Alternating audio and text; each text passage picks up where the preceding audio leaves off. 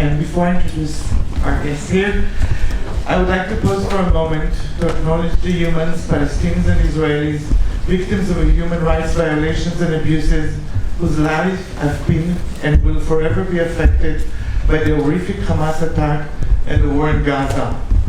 Since October 7, according to Israeli news, 1,983 civilians and members of the Israeli security forces died. According to the Palestinian Health Ministry in Gaza, 69,236 Palestinians died by IDF attacks since the beginning of the war. 453 died of malnutrition, including 130 children. Since the beginning of the ceasefire, 3 IDF soldiers and 242 Palestinians were killed in militarized exchanges that violated the ceasefire. Thank you. And I would like to introduce Libby Lenkinski. Yeah. Is the founding and president of Albi. Albi is a new fund, institute, and lab that uses cultural vehicle to establish paradigm-shifting narratives by and about Palestinians and Jews. She also serves as the vice president of public engagement at the New Israel Fund and was also the producer of this movie we just watched. If it's okay, we have a little time, so I'll say less about the bio. Please.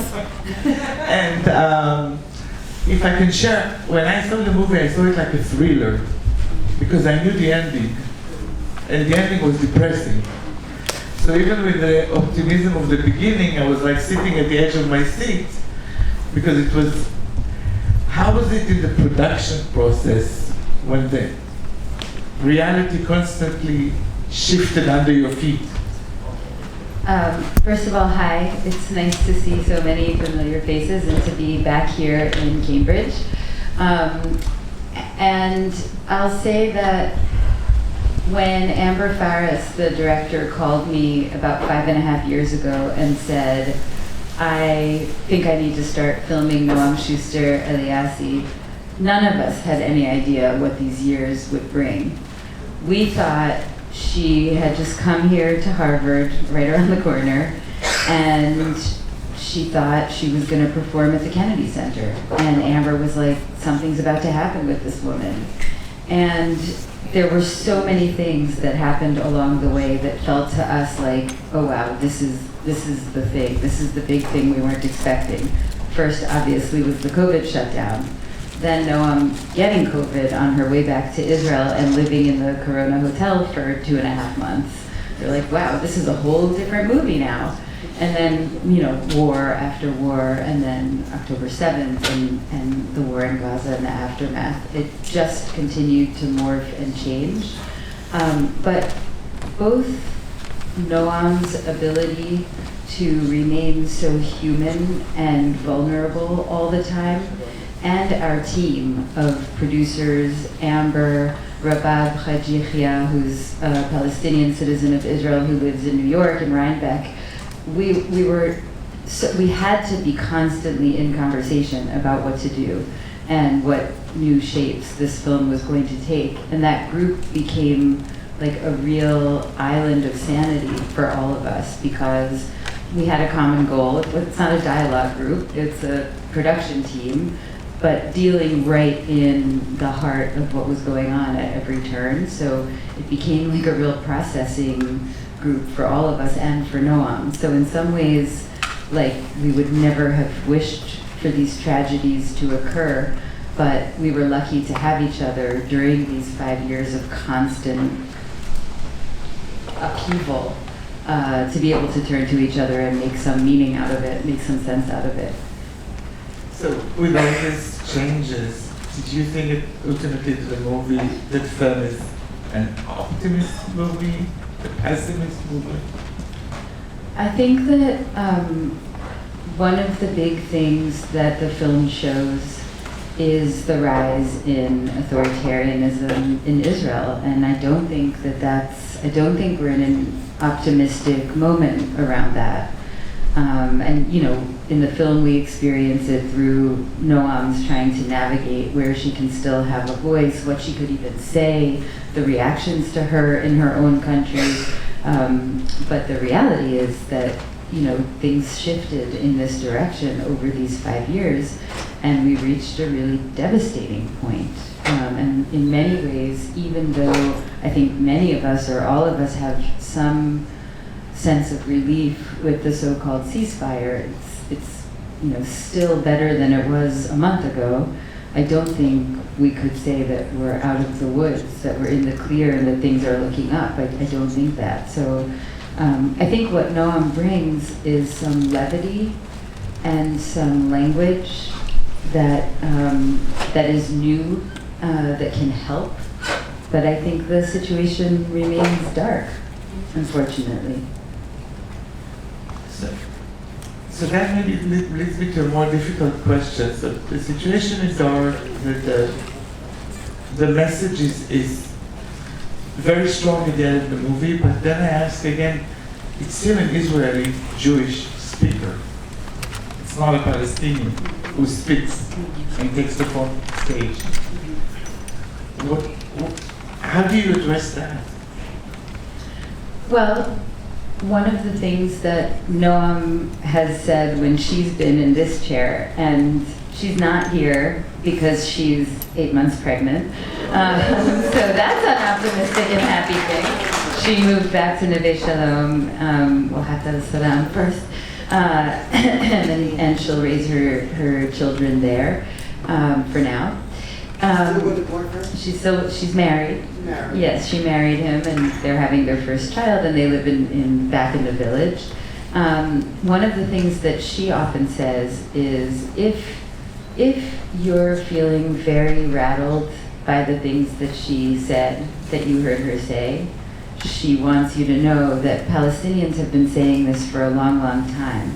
And if it was easier to hear it because it was Noam saying it as a Jew and as an Israeli and as a Mizrahi Jew and as a comedian, that's a good thing. Now it's our job to listen also to what Palestinians say when they're in the front.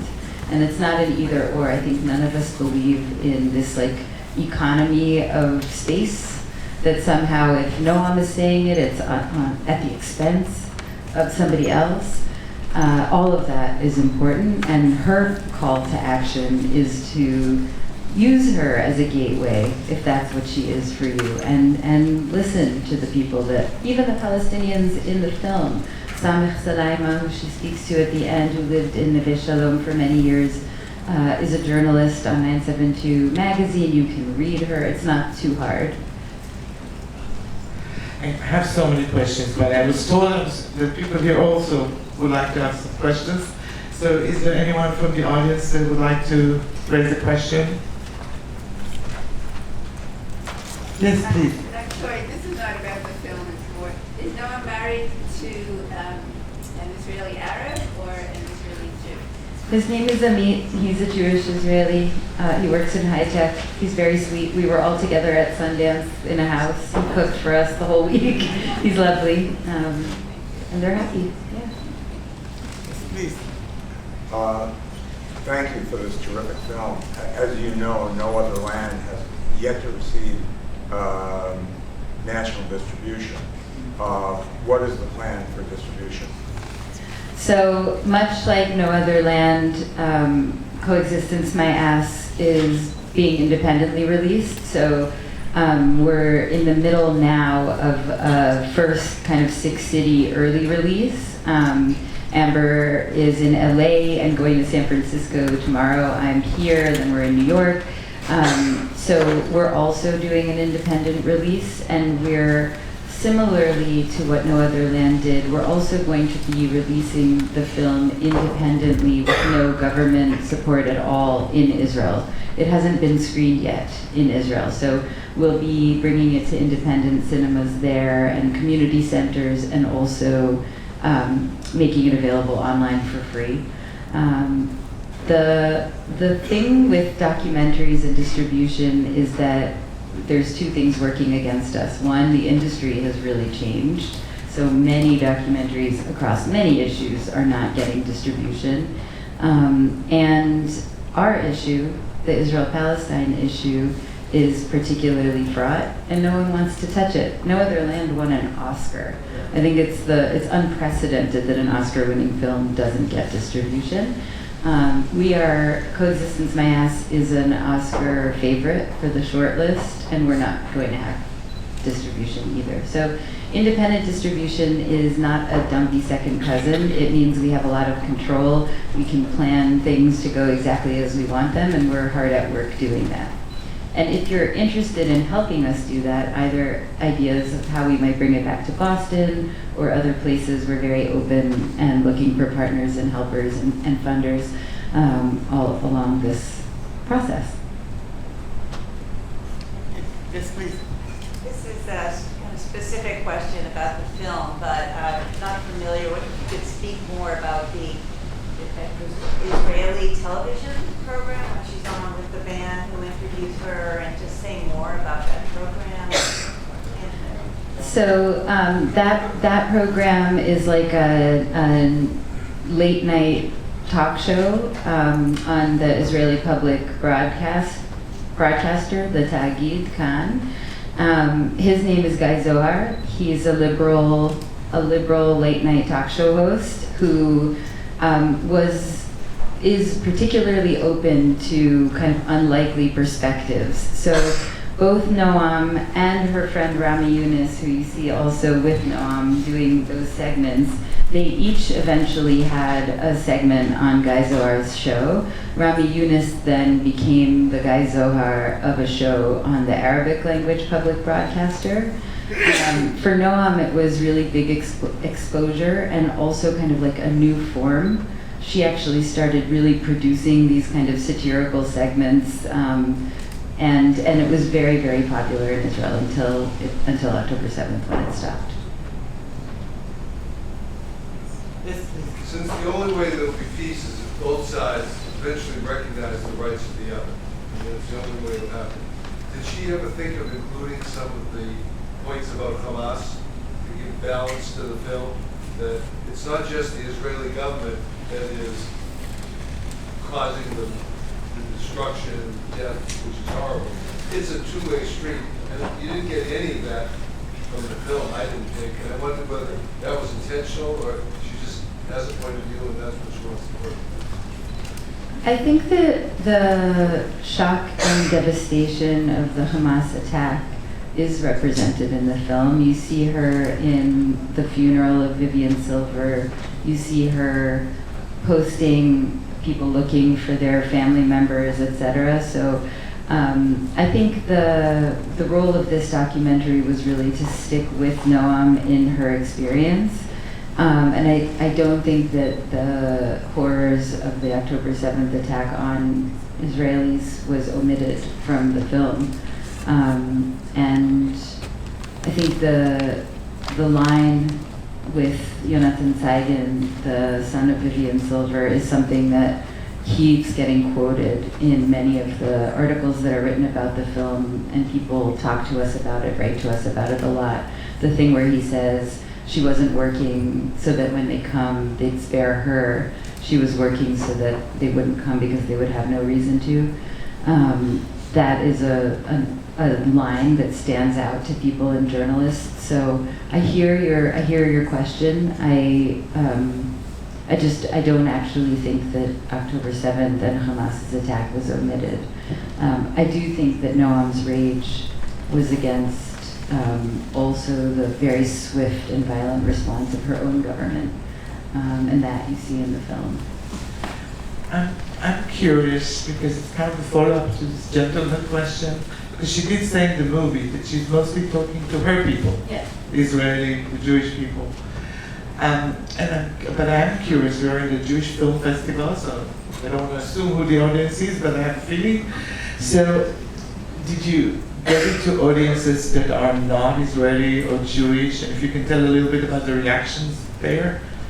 Yeah, it's been super interesting. Amber is Lebanese Canadian, and Rabab Haji Yahya, the editor, is Palestinian Israeli. So we, The film has been in Arab film festivals around the country. In San Francisco, which was one of the big premieres. Our San Francisco premiere was at the San Francisco Jewish Film Festival, a sister of this festival, but the evening was co-sponsored by the Arab Media and Film Center. And it was a huge room. It was the Hirsch building in San Francisco. It's a 1,000-person venue. And when Lexi Laban, the head of the festival, announced that it was co-presented by the Jewish Film Festival and the Arab Media Center, there was this like uproar of applause, which made us feel like the audience members were really happy to see something that seems to us like it would be impossible these days, actually happening through this film. And the responses in some of the Arab film festivals have been overwhelmingly positive. We were a little bit braced for the kinds of questions like the one that you asked, like why are you centering an Israeli at this time or whatever. We haven't really gotten those questions. We've gotten a lot of gratitude for bringing out Noam's voice in this way because, you know, I also don't want to make assumptions about anyone in the room, but having worked at New Israel Fund for the last 15 years, I would say that the visibility of Israelis who oppose Netanyahu has shrunk recently. And so it's, I think it's welcomed by many communities, Arabs and Jews and others, to see opposition. And Noam is certainly that. We can agree about that. Thank you. Wonderful movie, and also Noam is wonderful too. And she gave me some oxygen when she said, I'm not here to unite the people. I'm here to tell some truths that people really need to hear. So I wonder if there's plan for more comedy, also because there are actually some comedy material when you hear, we're here for democracy, and oppressing people for decades has nothing to do with this question. You know, that's almost a joke, right? So I just wonder if there's new other plans for. So on the question of comedy, Give some sense of the question. oh, the question was, is there plan for more comedy? Like that there's some absurdity in some of what we're hearing from Israel, and some of it feels like a joke. And the question is, are there plans for more comedy? And the answer is, well, Noam is going to be taking care of a small child soon. But one of the things that's happened as a result of her not being up and about and on tour is that we have leaned into this general idea of comedy as a vehicle for social change and truth-telling. And in many of the Q&A, I never know which one is Q&As, we've invited other comedians from the Middle East or American comedians to join, and it's been really fascinating to hear people's sort of lighthearted and comedic reflections about Noam and about the film. And so we are planning, as we roll the film out in the US, to pair it with other political comedy, other comedy from the Middle East. One of our favorites was a Jordanian Canadian comedian who just did her own little set as part of the Q&A in Toronto, and it added a lot. It added a lot to hear another comedian after the film. So yeah, we're leaning into that, and it's a good question. My question was about the community. First of all, are there other communities in Israel like Neve Shalom? That's one question. And second, was there some sort of mini constitution of how the community was organized? For example, how were the religious holidays handled, and whether there was some sort of document which gave people some idea how to live together and which rules to follow? So the question was about Neve Shalom, where the community that Noam grew up in, and whether there are other communities like it in Israel, and also is there like a semi-constitution of Neve Shalom that establishes how they're going to handle this living together? So the answer is there is no other community like Neve Shalom where Jews and Arabs live together in an intentional community by choice. There are other mixed cities and towns, as you know, Haifa and Jaffa, there's many. But Neve Shalom is the only intentional mixed community, and it functions in many ways like a kibbutz. So there are certain principles that you sort of sign on to when you apply to live there, and you need to be approved to live there, just like in a kibbutz. And then living there means endless meetings about every part of how life is going to go.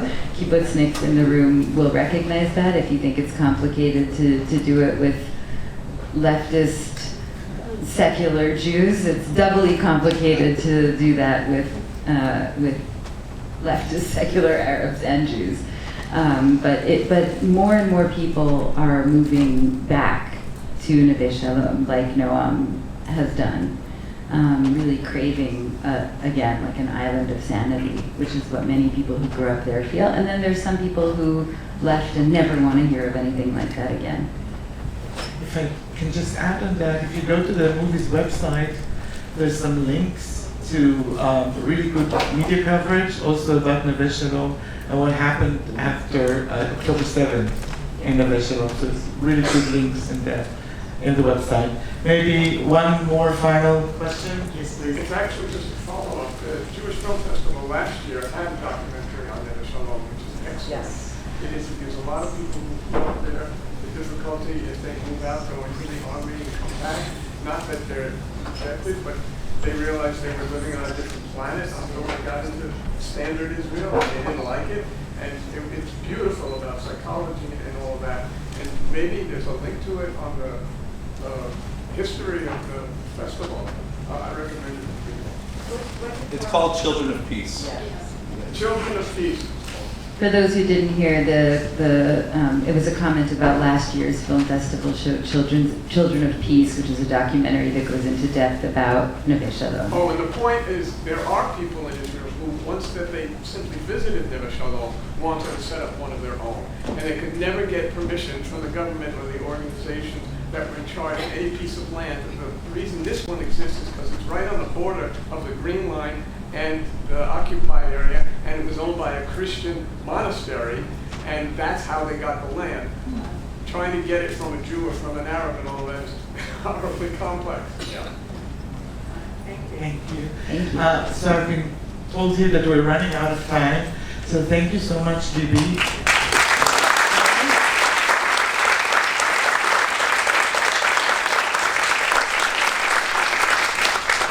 Thank you for the Jewish Film Festival for bringing this movie. We hope they can bring even more courageous Palestinian and Israeli movies. Thank you. And thank you.